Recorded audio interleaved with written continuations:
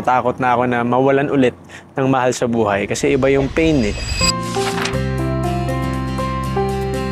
Usually ginagawa namin, papahinga lang sa bahay, movie marathon with my whole family, or pag may budget naman, syempre gagala na rin kami kung saan man may available na pwedeng puntahan na makakatipid. Pero family bonding talaga. After siguro ilang araw, bibisitahin ko yung parents ko kasi both my parents are wala na sila, kaya siguro dadalaw ako para lang alalahanin yung pagiging magulang nila sa akin sa nagdaang taon ng buhay ko. Na kinatatakutan ko,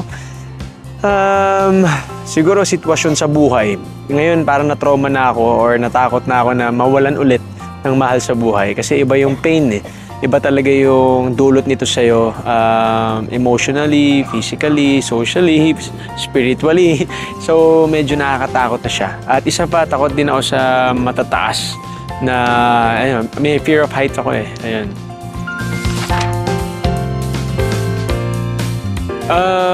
Siguro na pinaka nakakatakot na naranasan ko sa buong buhay ko yung meron akong nakilalang mabait na staff or driver dito sa show natin, sa mga programa natin sa GMA. Grabe, nakakatakot yung kwento niya tungkol sa may kawayan.